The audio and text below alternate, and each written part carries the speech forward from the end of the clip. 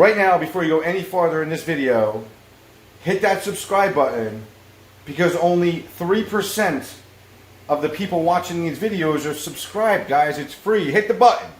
Hit the button. Alright? Welcome back to the channel, everybody. In the last video, I know it was a long one, but we got into the wiring and what it took to actually get this car fired up for the first time. But during the actual fire up process, we had many complications that caused intense attention to what was going on. And I apologize to you guys for not recording it, but I'm going to take you for a trip down memory lane. I'm going to discuss with you in this video some of the obstacles that we faced and some of the things that arose and some relationships that developed because of this. So for, you know, everything bad that happens, typically some good stuff comes out of it. And I will tell you, as of right now, she's a ripper, guys. It is ripping. It's scary. All right, it's completely scary. I got to finish the car before we can actually do some real driving with it, because right now it's a little much to handle, being so light and not like together. But before we get into that, I want to describe a little bit to you where I'm coming from in the tuning world. In the past, I'd say 20 years or so, fuel injection has come a very, very long way, especially in the aftermarket world. I've always been into Fox bodies my whole life. I mean, I got my first Fox body when I was like 17 years old. But things were a little bit simpler back then. However, we weren't making the power that we're making these days. Throughout my late teenage years, into my 20s, and up into my 30s, I was primarily a motorcycle carburetor guy. And I've tuned hundreds and hundreds of motorcycles. And one thing I want to show you is, these are called jets, okay? If you don't know what these are, all right? These are jets, all right? So we got our pilot jet, our main jet, our needles, mixture screws. I mean, that's the world I come from as far as being a tuner. We had some dynos back in the day, and we did do some dyno tuning, but for the most part, you know, to get you in the neighborhood, pretty much it would be, I'd call it, you know, the seat of the pants dyno. See how the bike was running, take a plug reading, go take it for a rip, see how she runs, and, you know, you tune from there. All right. Then somewhere around 1998, Suzuki dropped a bomb on my industry at the time, and they came out with fuel injection on all their GSX-Rs. So around that time, you had to have a friend. Now I had a little bit of a hook with Suzuki at the time. All right, I gotta thank my people at Island Cycles in Staten Island, New York. Got me this sucker. All right. This is the first time I ever had capability with this tool, manipulating a map in a fuel injection system. This is what it is, right? It's a Yashimura fuel injection adjuster, okay? It's basically how a carburetor works in an electronic format with knobs, all right? Now, here we are, fast forward to 2021, and we have a Holley EFI. Wow. I installed the Holley Terminator X on this car, and I did some research prior to installing it and purchasing it, and I figured, you know, okay, it would be something like, yeah, I got to get used to it, but I will tell you, there's a lot going on, a whole lot going on, and I have to say, it was a little intimidating. Out of the box, in the situation I'm in right here, you know, the little wizard, do your little programming, the first initial global file that this computer made wasn't really in the neighborhood. However, we ran into a major situation that I really want you guys to be aware of and know about and pay attention, because I had no idea that something like this was even possible. You guys, during the course of a build, part of that process is buying parts, all right? So I've been working on this car for a few years now. So I had made a purchase of Siemens Deca 80-pound injectors about 2 years ago, and they just sat around. Now, when Keith Mahoney was building the motor, I had brought him the injectors and said, do me a favor, can you just put them on a flow bench, make sure they're working good, because they've been sitting around. So when Keith got back after that, he had said to me, he's like, dude, man, these injectors are like fire hoses. I'm like, hey, well, they're big injectors. We're going to make big power. He's like, are you sure about that? I was like, yeah, I mean, I guess, right? I mean, 80 pounds, it's not a ridiculous, I mean, it's a big injector, but it's not ridiculous, right? That will put us way out of the ballpark. So, I said, well, are they flowing good? He says, they're flowing decent. I said, okay, good. They're within 5% of each other. I said, okay, well, we're going to send them like that. No problem. So, we did. So I get the car wired up as I showed you in the last video. I got the handheld in my hand, and I start setting up all the information that was required to build the global file to get the Holly fired up and start, taking information from all the sensors, firing up the fuel pump and all that good stuff, right? So I program it, I flipped the switch, the fuel pump went on for the first time. It was like, holy shit, hallelujah, this is awesome, right? Go to hit the start button, nothing, zing, zing, zing. Starter's not engaging, okay? So we had a mechanical issue with that. And that issue was basically the spacer plate that I had purchased, brand new, was a few thousandths, I mean maybe a thousandth and a half, where the starter boss, the nose of the starter goes into the bell housing. It was just need to be deburred a little bit, and it was causing a misalignment issue on the starter gear, causing the starter gear not to engage properly. And I mean, it was the worst sound ever. So I was like, all right, we had a little bit of a rough start. I squared that away, no problem. Boom, go to fire the thing up. Now, I will say this: the first time I hit that starter button, boom, it popped, and it kind of started. I was like, holy shit, this is awesome, this is going to be easy. Well, it was so rich on fuel that, I mean, you could barely be around the car. It burned your eyes so bad. And I pulled a plug, the plugs were carbon fouled black. So, and it was running really, really hot, scary hot on a brand new motor. All right. So I figured it was going to kind of work itself out, but it didn't. And I could tell it was definitely time to stop. We didn't want to wash these cylinders down with fuel and all that other stuff. Okay. But next day or so, I said, let me mess around with it again and try to mess with the idle and get that all squared away. No, it kind of made things a little bit worse. Although the idle was very surgy and it was all over the place. The AFR numbers were it was so super, super rich. I was like, between like 11 and 12, it was crazy at idle. All right. So I figured, okay, stop. All right. So I got to give a shout out here to John Smurley, okay, who's a fellow Foxbody and sport bike guy from back in the day. John loves to bust Tony D's balls. All right. So I got to give him a shout out at this point, because when we had some running issues with this, I known he's familiar with these things. So I reached out to him, and he's like, listen, man, I'm going to invite you to this Facebook group page, the Holly Terminator X Facebook page. He invites me to the group. I join. About a day or so later, I put a post that I reached out, said, hey, anybody out there can help me out with dialing this thing in, because I'm having some idle issues and running issues and so on and so forth. Now, I can't find the post, and I don't remember the name of the person who recommended Matt Harrison at Leach Performance.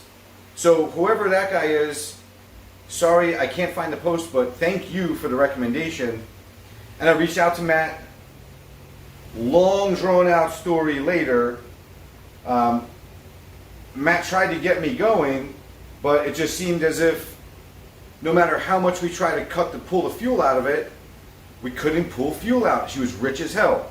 So at that point, suspicions rose, and you know, the decision was made, let's pull the injectors out.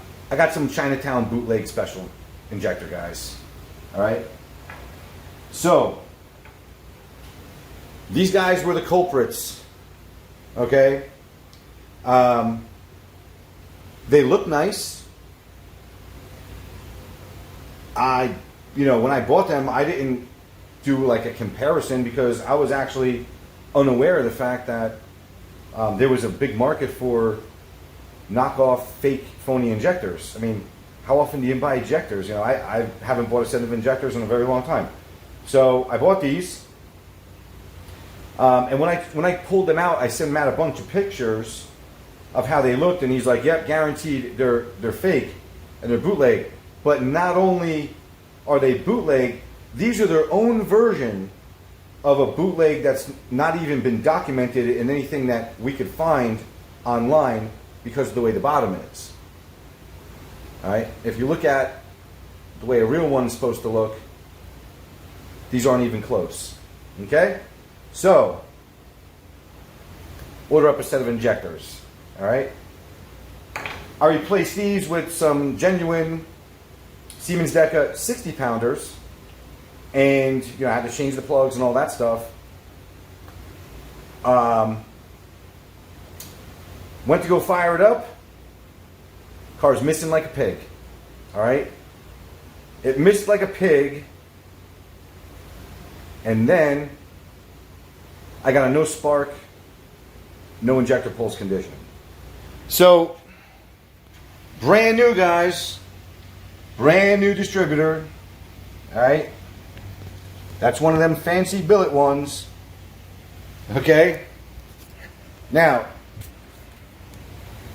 when I was a kid, I worked at a repair shop that was primarily dealt with domestic cars, Ford and Chevrolet specifically, where back then, Mustangs, anything with a V8, like F-150s, Mustangs, Econoline vans, they all had the TFI module. And one thing you did not do when you replaced one was replace it with an aftermarket, like the big one back then was like Standard Motor Parts or Wix, all right? Those TFI modules never really worked well, all right? However, this one came with one with zero name on it, like nothing, okay? That's supposed to be NG, don't mind my handwriting, that means no good, all right? This module lasted approximately 7 minutes of total runtime before it completely took a shit. So, when I say took a shit, I mean, when you get, I don't care what injection system that you have, I tried not to panic when I had no spark, no injector pulse, and I immediately just went back to my roots and said, well, no spark, no injector pulse to me is a bad TFI module.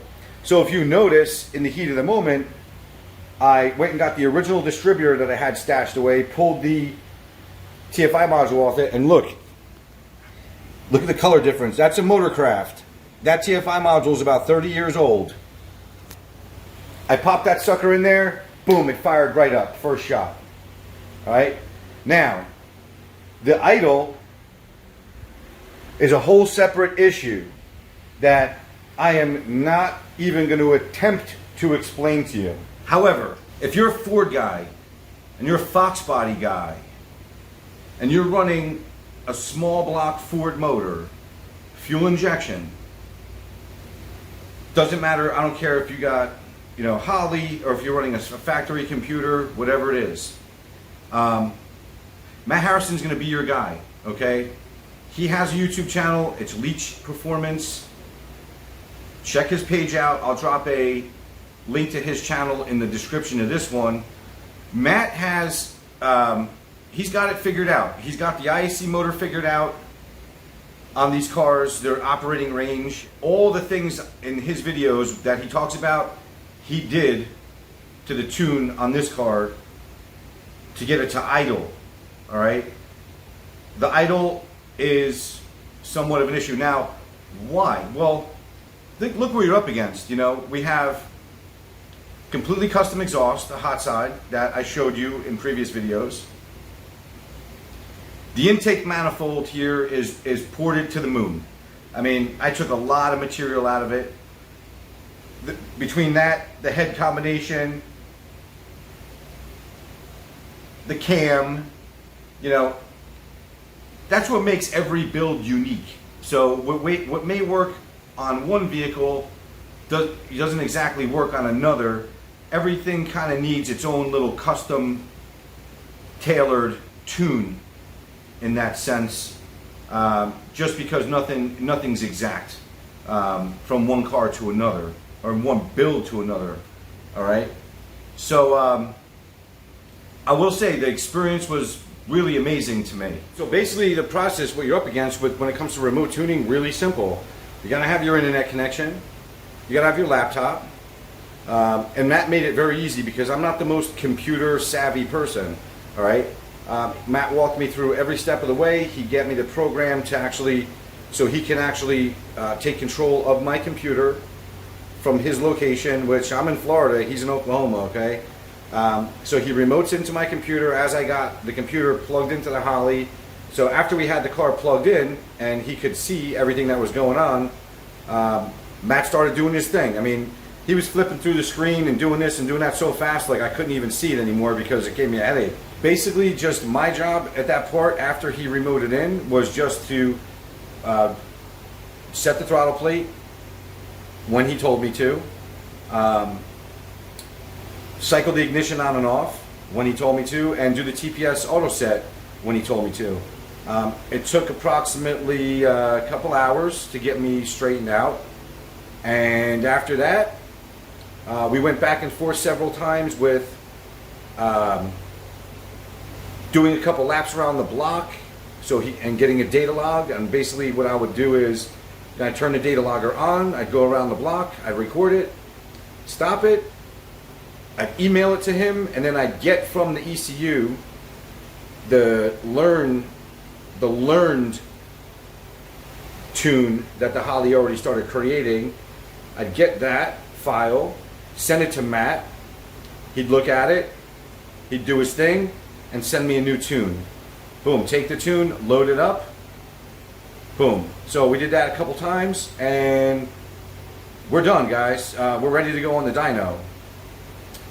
But I gotta finish the car now, okay? So, one of the things I just want you guys to realize is that, one, if you got a Holly or you have a factory computer, because Matt does tuning on factory ECUs as well,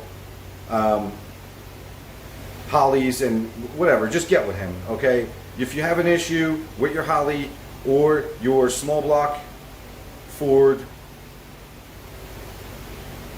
fuel injection and you need a tune, reach out to Matt, he'll get you squared away.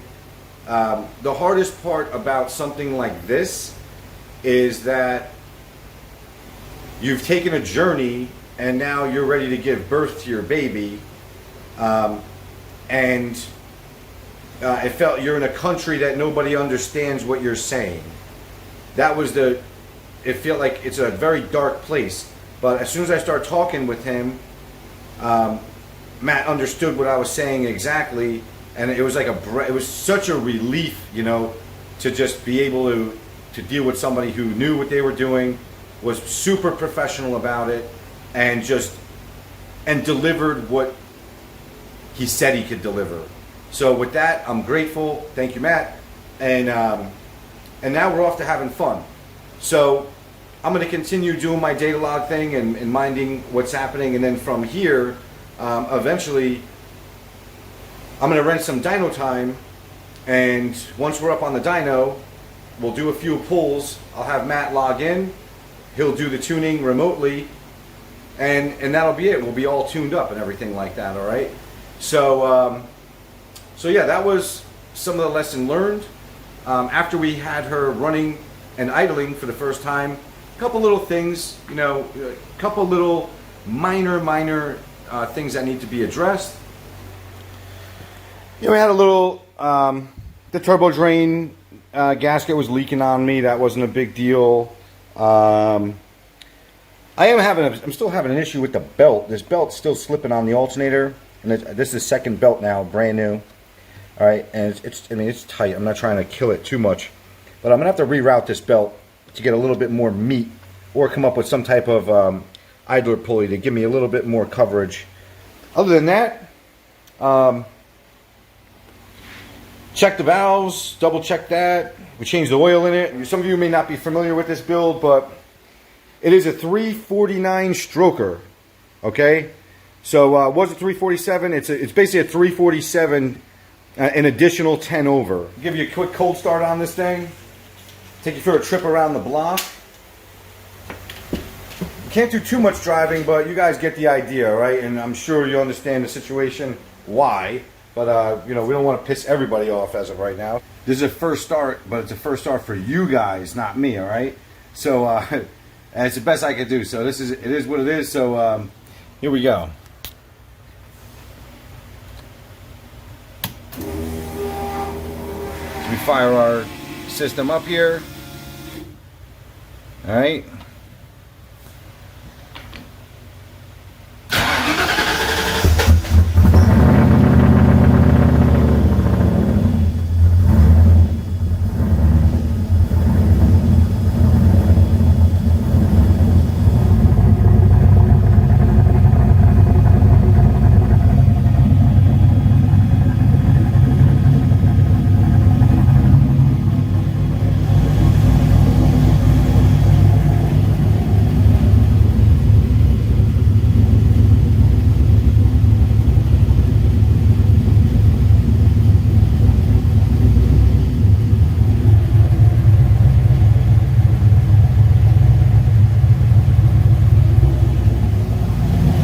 About 160 is warmed up, so we won't give it any reps or anything until then.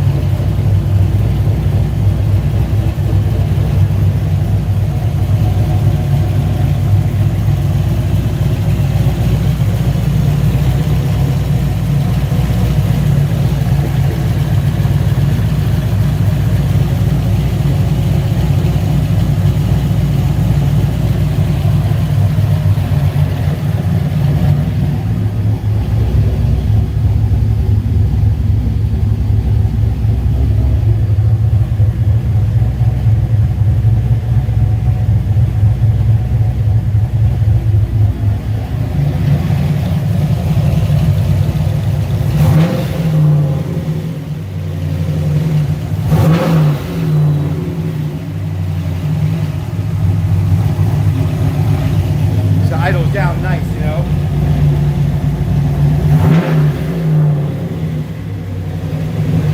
Giving them revs, it'll hang up for a second and come down nice and easy. Alright, before it was just Bob falling flat on her face.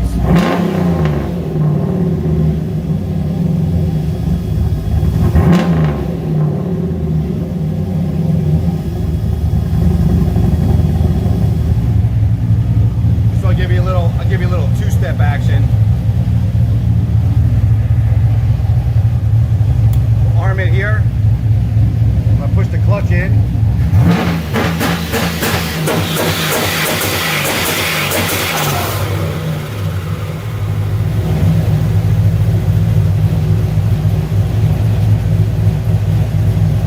It's on a two-step. That's the high spark setting at 3,500 RPM.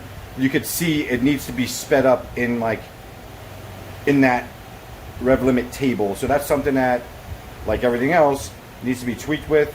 So I'll send you guys back to Matt on that one. It's like the duration in between the hit seems to be too long. It should be a little bit quicker, in my opinion, but maybe it's just me. I don't know. Maybe there's nothing wrong with it. All right, so Tony, what do we got going on here? So we're data logging. Little data logging. This is is what it's all about. You got a data log.